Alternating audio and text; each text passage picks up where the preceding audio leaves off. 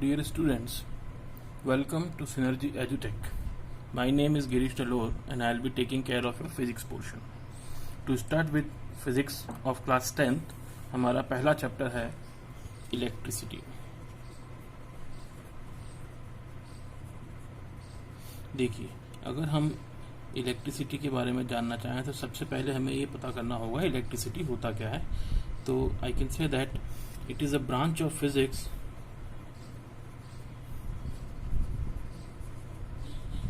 that deals with the study of charge and its effects. जो हमारे electric charges होते हैं, इलेक्ट्रिसिटी ब्रांच में हम उन इलेक्ट्रिक चार्जेस को स्टडी करेंगे और उनके इफेक्ट्स को स्टडी करेंगे. ठीक है. इलेक्ट्रिसिटी को अगर ब्रॉडली क्लासिफाई किया जाए तो हम इलेक्ट्रिसिटी को दो पार्ट्स में डिवाइड कर सकते हैं. एक पार्ट हमारा कहलाता है इलेक्ट्रोस्टैटिक्स और दूसरा पार्ट है इलेक्ट्रोडायनेमिक्स या current electricity.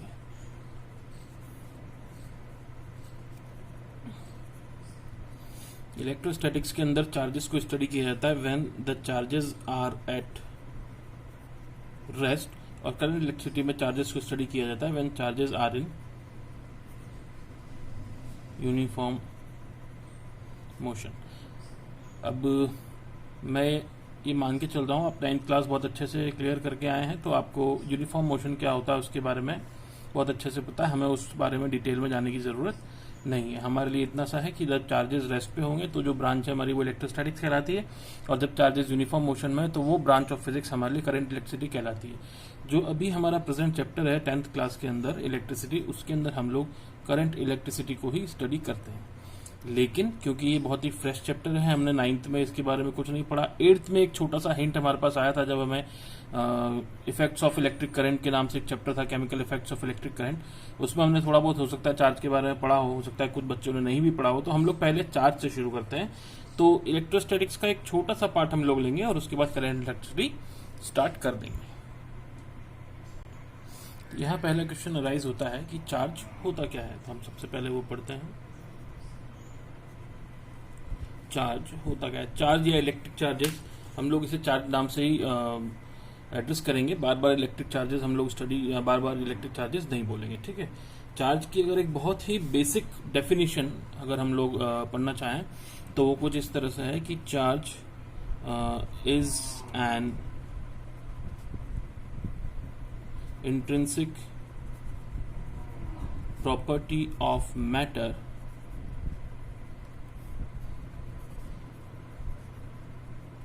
by virtue of which particles of matter exerts force on another particles of matter. ठीक है. Charge is the intrinsic property of matter by virtue of which particles of matter exerts force on another particles of matter. ठीक है. तो ये एक matter की बहुत ही basic property है जिसे कि हम मैटर से अलग नहीं कर सकते. इस प्रॉपर्टी की वजह से जो आपके मैटर के पार्टिकल्स हैं वो सभी पार्टिकल्स एक दूसरे पार्टिकल्स के ऊपर फोर्स एक्सर्ट करते हैं.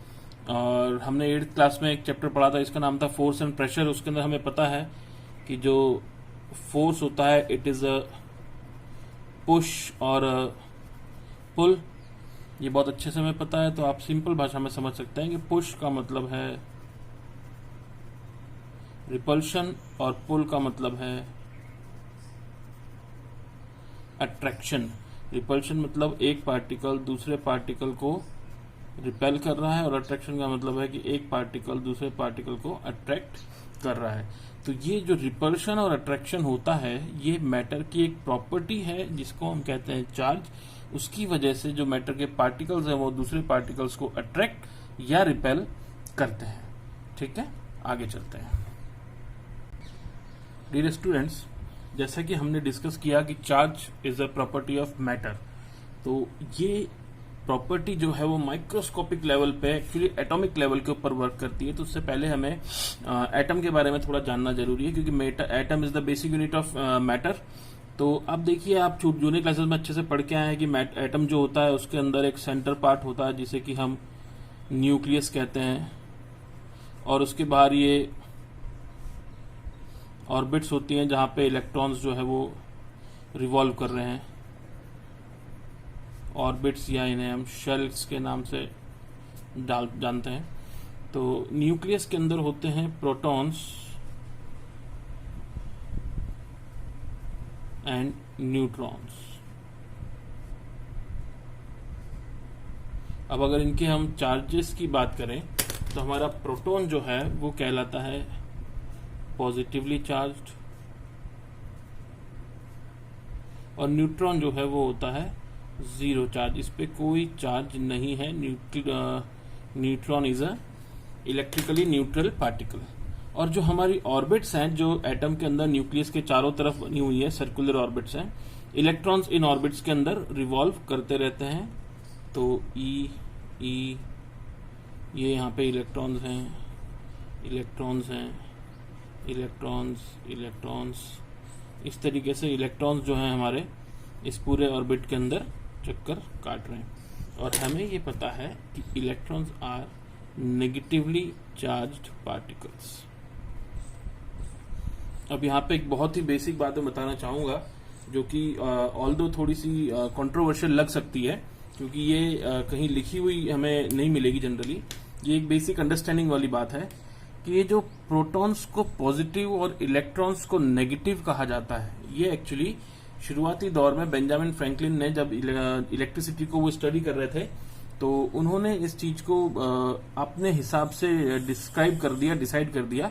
बाकी अगर हम पार्टिकल्स के सिर्फ बिहेवियर के लेवल पे देखें तो there is no difference between positive charge and negative charge. जब तक किसी एक पर्टिकुलर चार्ज को डिस्कस किया जा रहा है तब तक all charges are same, their behaviour is same, their effects are same, whether it is positive whether it is negative, उसमें कोई फर्क नहीं पड़ता है। ये सिर्फ नॉमेनक्लेचर वाली बात है, इसलिए इसमें कोई ज्यादा परेशान होने वाली बात नहीं है। लेकिन हमें ये ध्यान रखना है, हमें ये डिस्कस, और इसी के ऊपर हमारा पूरा चैप्टर हम आगे चलेंगे कि जो प्रोटॉन्स होते हैं दे आर पॉजिटिवली चार्ज्ड, और जो इलेक्ट्रॉन्स होते हैं दे आर नेगेटिवली चार्ज्ड। ठीक है, अब हम चार्ज की एक छोटी सी डेफिनेशन और लेंगे, उसके बाद इस चैप्टर को आगे बढ़ाते हैं। डियर स्टूडेंट्स, अभी चार्ज की हमने डेफिनेशन पढ़ी, उसमें चार्ज को डिफाइन किया गया था एक प्रॉपर्टी की तरह। ठीक है, चार्ज की एक और एक्सप्लेनेशन हमारे पास अवेलेबल है, जिसके अंदर हम लोग चार्ज को स्टडी करते हैं एज अ फिनोमिना या एक फिजिकल स्टेट की तरह। तो उसे पढ़ते हैं, वो क्या कहता है। वो एक्सप्लेनेशन कहता है कि charge is a temporary stage achieved by a body due to excess or deficiency of electrons। बहुत ही सिंपल, बहुत ही बेसिक, और एक्चुअली इलेक्ट्रोस्टैटिक्स पूरी इसी के ऊपर चलती है। ये बहुत डेफिनेशन हमें कहती है कि चार्ज जो है ये एक ऐसी कंडीशन है, ऐसी स्टेज है, एक ऐसी एक्साइटेशन है जो कोई भी ऑब्जेक्ट तब अचीव करती है जब उस ऑब्जेक्ट के अंदर इलेक्ट्रॉन्स की या तो कमी हो जाती है या फिर इलेक्ट्रॉन्स एक्सेस हो जाते हैं। एक्चुअली थ्योरी ये कहती है कि जब भी कोई ऑब्जेक्ट अपनी नेचुरल स्टेट पे होती है, यानी कि अनचार्ज या इलेक्ट्रिकली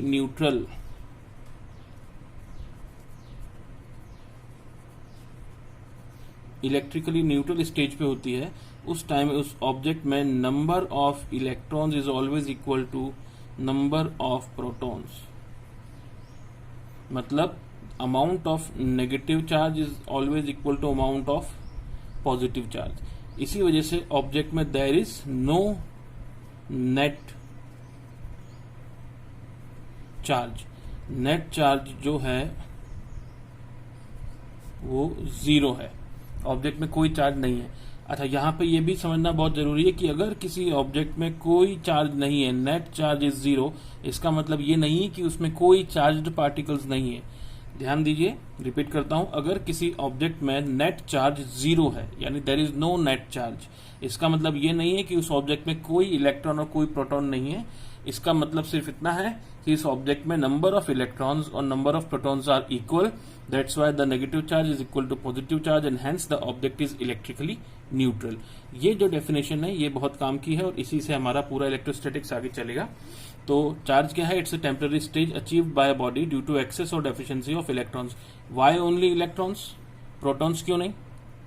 वो हम चार्ज की प्रॉपर्टी से समझ में आ जाएगा। फिर भी हम अभी के लिए इतना जान लेते हैं कि हमने जब एटम का स्ट्रक्चर देखा था उसमें हमारे जो इलेक्ट्रॉन्स थे, those electrons were orbiting around the nucleus, और प्रोटॉन्स हमारे न्यूक्लियस के अंदर है।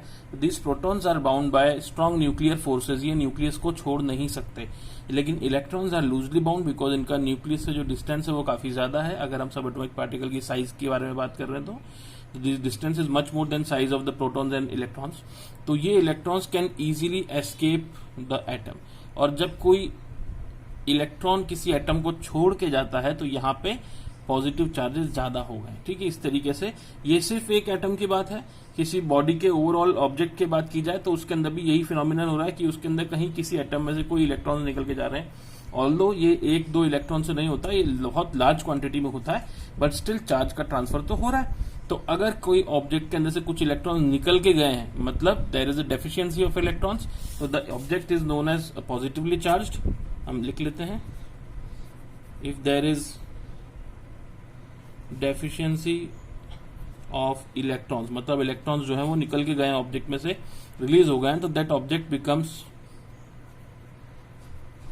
Positively charged. और अगर किसी ऑब्जेक्ट में इलेक्ट्रॉन्स एंटर हुए हैं, यानी कि there is excess of electrons, तो that object becomes negatively charged. और एक बार चार्ज होने के बाद में वो ऑब्जेक्ट वैसा ही बिहेव करेगी, सेम उसका बिहेवियर रहेगा, चाहे आप उस ऑब्जेक्ट को पॉजिटिवली चार्ज कर दीजिए, चाहे आप उस ऑब्जेक्ट को नेगेटिवली चार्ज कर दीजिए, it doesn't matter, it doesn't make a difference. तो ये पॉजिटिव चार्ज और नेगेटिव चार्ज जो है ये हमें सिर्फ इतना सा इंडिकेट करने के लिए है कि ये पर्टिकुलर ऑब्जेक्ट इलेक्ट्रॉन्स देकर चार्ज हुई है या इलेक्ट्रॉन्स लेकर चार्ज हुई है। एक बार चार्ज होने के बाद में उसका behaviour is all the same. आप अपने सूखे बालों में स्केल को रब करते थे बचपन में और उससे स्मॉल बिट्स ऑफ पेपर उठाते थे, तो that scale is positively charge और नेगेटिवली चार्ज, दोनों केस के अंदर वो आपके बिट्स ऑफ पेपर को तो अट्रैक्ट कर ही रहा है। ठीक है, तो अब हम चार्ज को समझने के बाद में अगला जो हमारा पॉइंट रहेगा, it will be properties of charge, और हम लोग शुरू करते हैं।